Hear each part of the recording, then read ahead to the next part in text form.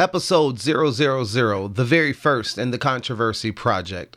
I am so excited because I understand that there are literally hundreds of other things vying for your time and your attention, and you've chosen just to give a few of those minutes to hear what I have to say. So in today's episode, I am going to answer all of the W questions: who, what, when, where, and why. I'm excited to get into it. I am Brandon T. Bailey, and this is Controversy.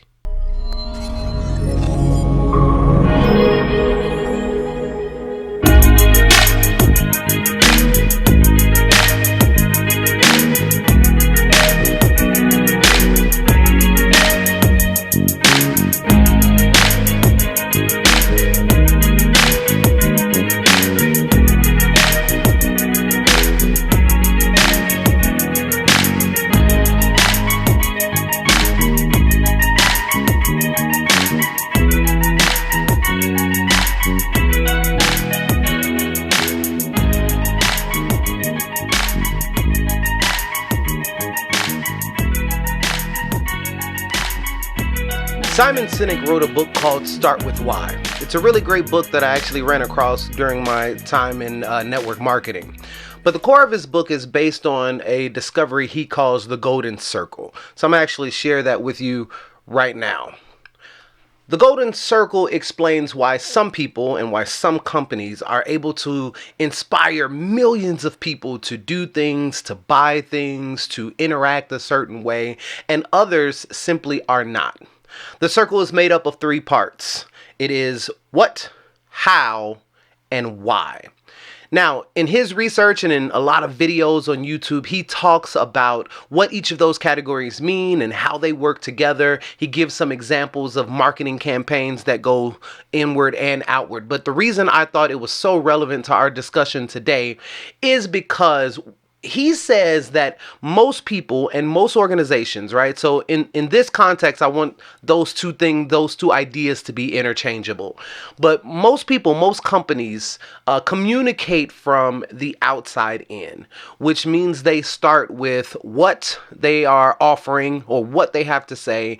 They go to how they are offering it or how they are different. And then maybe if they have time or energy or if they understand it, they'll talk about why they're ultimately doing it.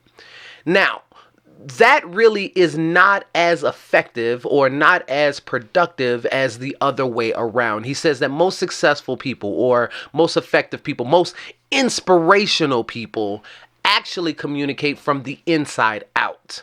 Now, spiritually, that's going to make a connection we'll talk about later, but I want to kind of stay in this vein right now. And the reason the inside out is more effective is because why is associated with purpose. When you start with why, you connect with a deeper cause for what you are doing or even how you are doing it. You exhibit or you show or you share your belief, not only in yourself, but in what you're offering to the person that you're communicating with. Now,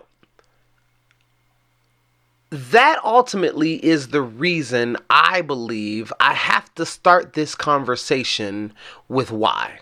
So, why am I doing this again? In 2015, my wife and I moved to Arizona. Now, most people know this as a happy story of moving from a cold environment to a much warmer climate. And although this is true, it's way more complicated than that. We moved from Chicago to Arizona under financial straits and with a relationship that was really hanging on by a thread, but we were determined to start over and to rebuild the life that we really want. Now, I didn't even have a career plan at the time. My wife had an offer that allowed us to move here pretty quickly, but I had to take some pretty random jobs for a year or so before I finally settled back into the field of education. Now, this was weird because I had a little bit of experience in special ed, but no real background. But as luck would have it, that's exactly where I ended up. There was plenty of opportunity here in Arizona, and I decided, what the heck, I'll give it a shot. Now, I realized that this was God kind of ordering my steps because there are several things that came out of that experience. Number one, I think it prepared me for raising a child on the spectrum. But number two, during my time as a special education teacher, I was introduced to the ACEs research. Now, ACEs refers to adverse childhood experiences. It is basically the data around traumatic events that experienced by kids from 0 to 17 years of age. Now, the CDC has put out some really interesting statistics about ACEs. Here's one of them. 61% of adults surveyed across 25 states reported that they had experienced at least one type of ACE in their life.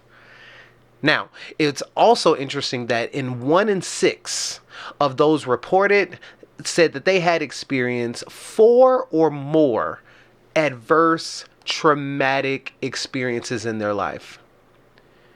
Now, as an educator that cares a lot about the health and well-being of his students, this was concerning. This was interesting. This was important data to consume and reflect on. But what it allowed me to do was to kind of think back on my own story and to think back on my own experiences and realize how it had impacted where I was about to be.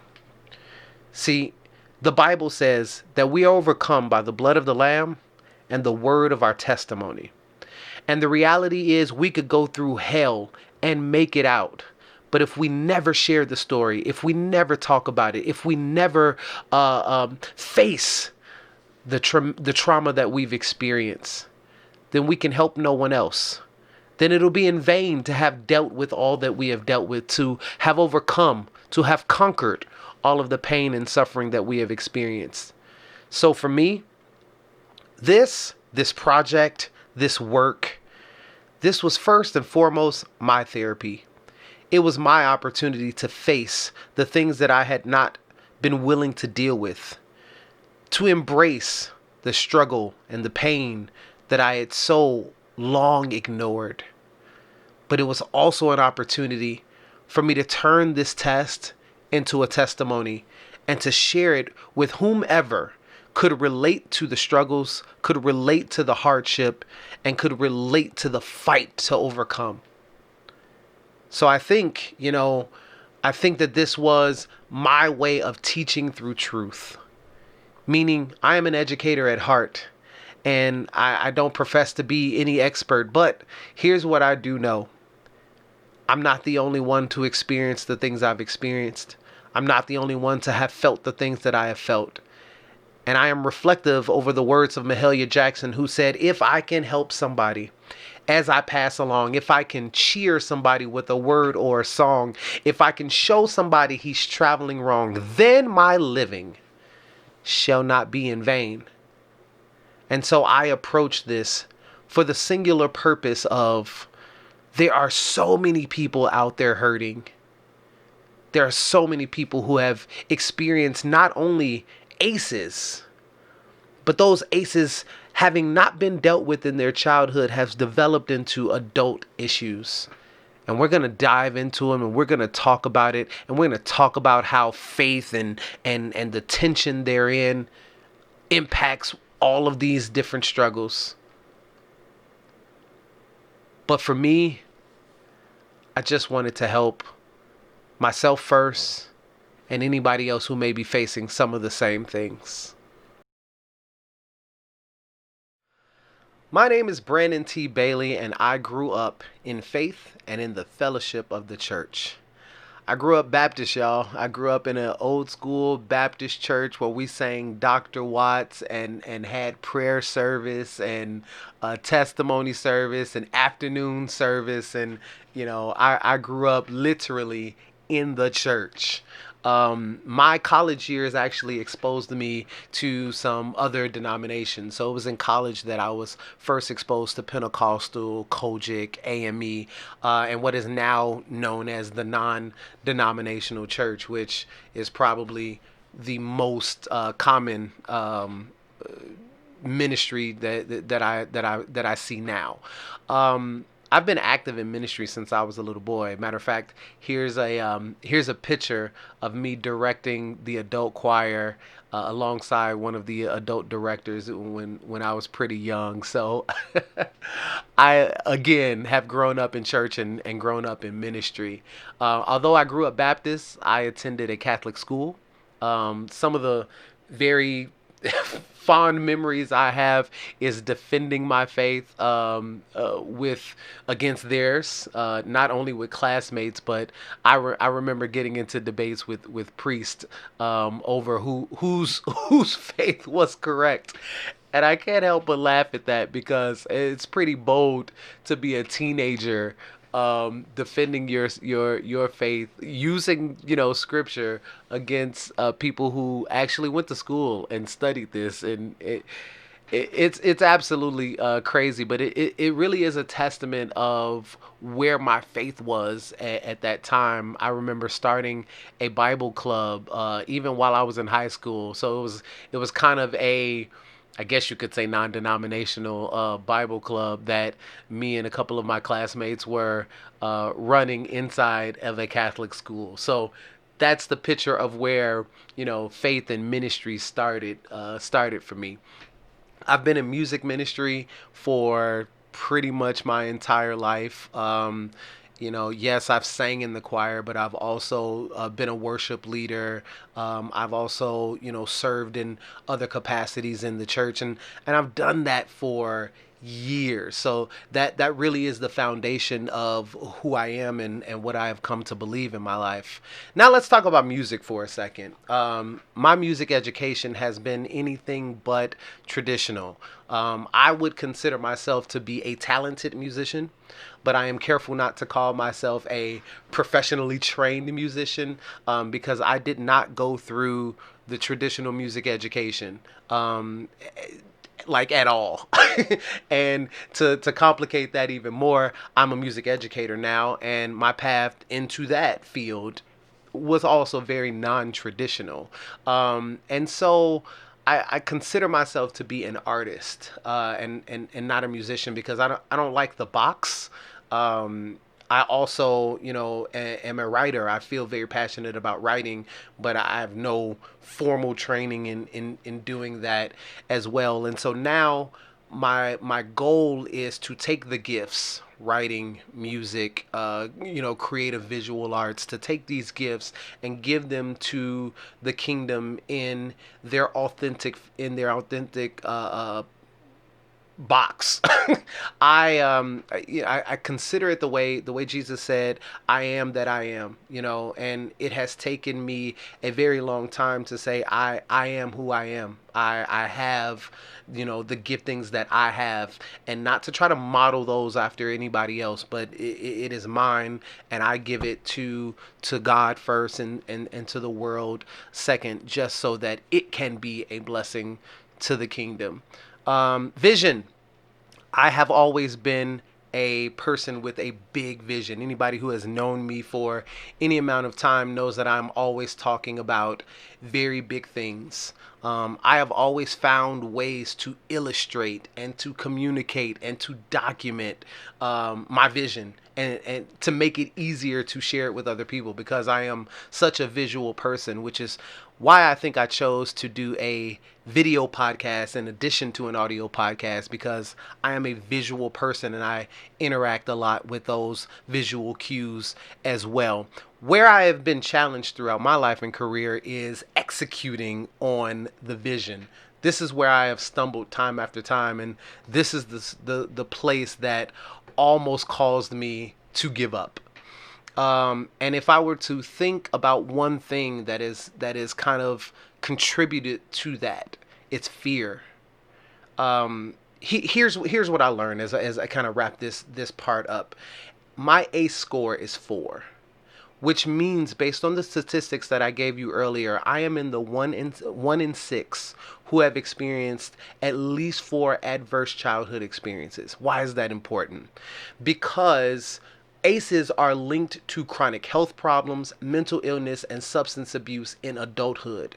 When, as a child, you don't develop the skills to address these traumatic experiences, they carry over.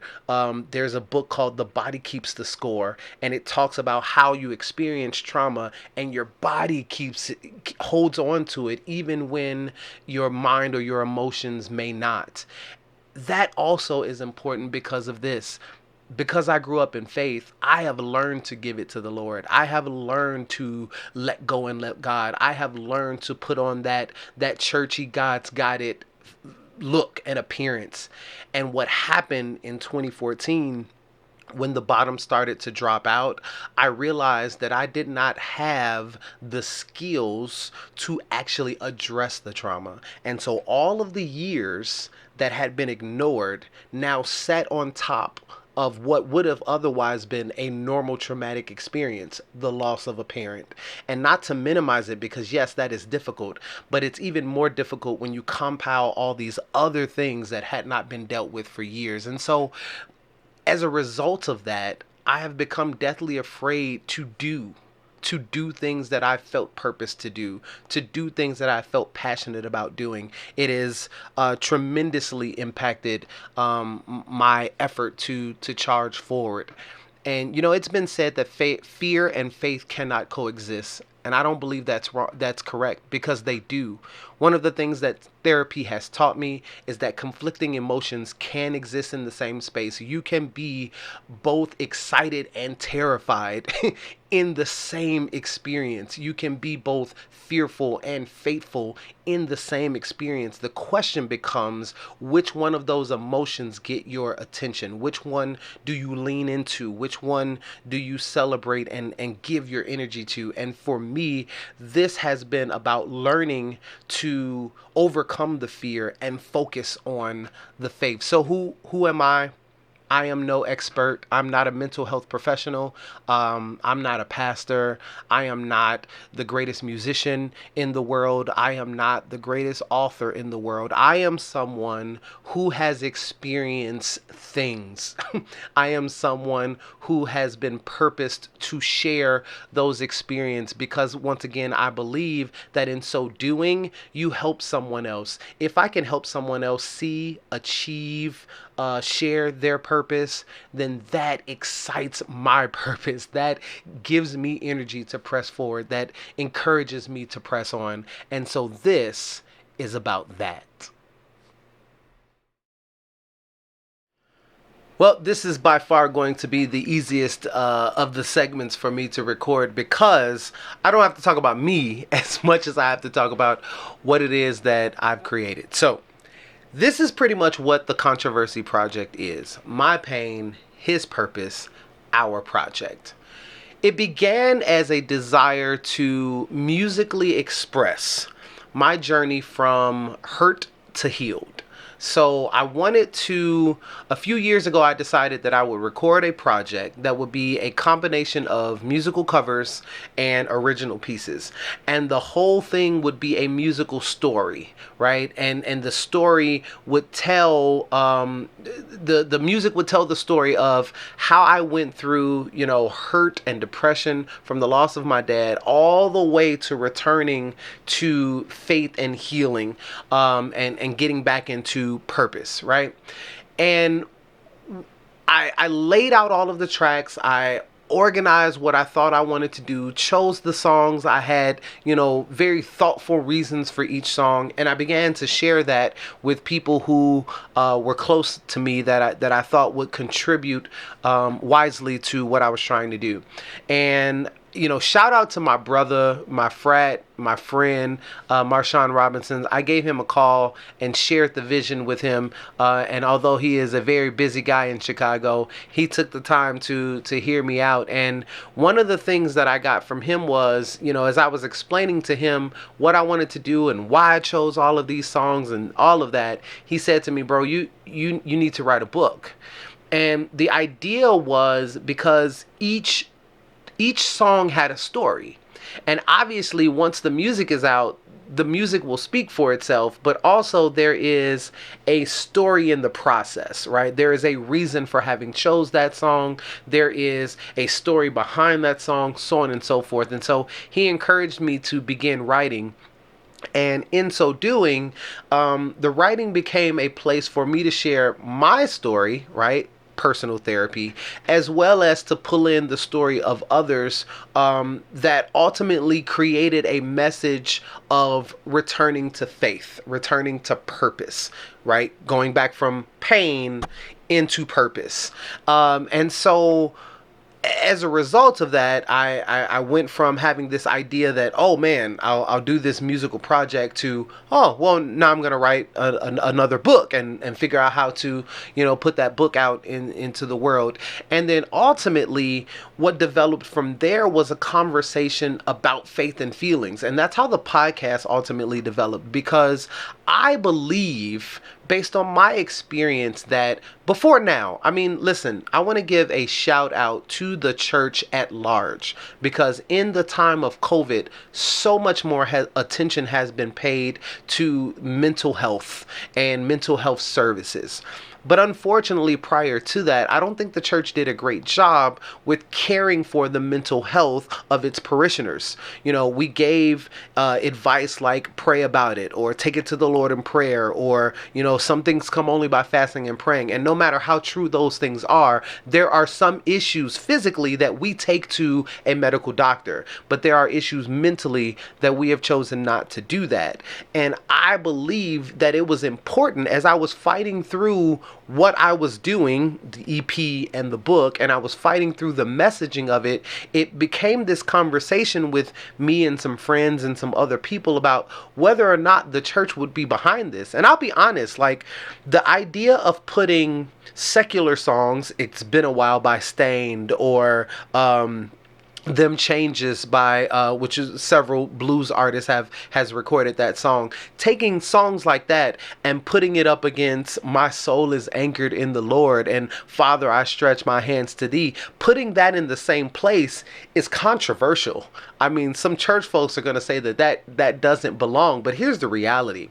When we are in pain, we are not singing a Dr. Watt. When we are hurt, we are not speaking words of faith and productivity all the time. Do we return to those things? Yes, absolutely. But in the midst of the hurt, that's not where we go. And so I wanted to create some musical and some artistic pieces that spoke to the real journey from hurt to healed. I wanted to talk to the real process of dealing with hard things in life. And so this project is about shining a spotlight on all the tension that exists between our faith and our feelings, that exists between mental health and, productivity. I really wanted to kind of highlight my experiences, but I also wanted to create it in a way that helped other people who may be experiencing something similar. And so, in developing the podcast, I go back to, I'm not a mental health expert. That's why I'm going to interview some. I am not a pastor. That's why I'm going to interview some. I am not a great musician with all of the, right answers for how to do things and all of that. So I'm going to talk to people who have more experience and have more expertise than I do. But I also believe that there is some value in what I've experienced, because there are other people who are experiencing it as well, or who may experience it in the future. And I wanted to create a project that would ultimately help with that. Now, I call it our project because what I have learned in my process is nothing great happens from an individual acting alone. And those are not my words. John C. Maxwell said something that I believe I just paraphrased. But the point is, to try to do something big by yourself is not going to, it may happen. It won't happen as quickly. It won't happen as effectively, right? And so I began to recruit a team of people who connected with the vision, a team of people who connected with the mission, and there developed our project. And so now we're not just talking about this EP. We're not just talking about this book. we're not even just talking about this podcast. We're talking about how we move this message forward. How do we advocate for mental health? How do we advocate for mental health services, not just in people of faith, but far beyond that. I as an educator, I'm looking at ways I can do it in the classroom. Currently, I'm writing my dissertation on trauma-informed music education, right? So I am looking at ways that in my own classroom, I can support the mental health of my students. And I want to make sure that other educators like me can do the same. But how do we, as just normal people walking around the earth, how are we more aware of our own mental health and the mental health of our friends and our family and the people that we interact with every day? And so that is what the Controversy Project is all about. It's about taking the pain and figuring out a way to use it to develop and to return to purpose. And this is our project. All right, everybody, the last questions we have to answer is when and where. So the Controversy Podcast is going to be a 24 episode season. Now, I'll tell you, we are in preliminary conversations about whether or not we're going to do another season on a different topic, but that's coming down the road. Right now, we just want to focus on what we have now. So we're planning 24 episodes for you, and that's going to be released bi-weekly. Every other week, we are going to release one topical podcast and then one interview episode with an expert in one of these areas. So I am hoping that you all will subscribe, you will rate, you will review. Let us know how you feel about what you're hearing. Let us know any suggestions you may have. Let us know any guests you think would be great for the show. As far as consuming the video, obviously you can get access to all of it on our website. However, YouTube will be the host for our videos. As far as the audio podcast, wherever you would normally consume your podcast, we're going to be available there. iTunes, Google Play, Spotify, you name it. We want to make it as easy as possible for you to consume this content. So at the end of the day, guys, I am so grateful that you have taken the time to listen to this episode of the podcast. That I hope that you have a better understanding of what the Controversy Project is, why the Controversy Podcast exists, and more importantly, that you would subscribe, rate, review, that you would communicate with us, that you would interact with this content, and let us know how we can better be of service to you. Guys, I'm so grateful, and I leave you finally with this. It is so important that you confront your pain. It is so important that you live your purpose. It is so important that you invest in your project. Thank you for listening. I'll see you guys around. Peace.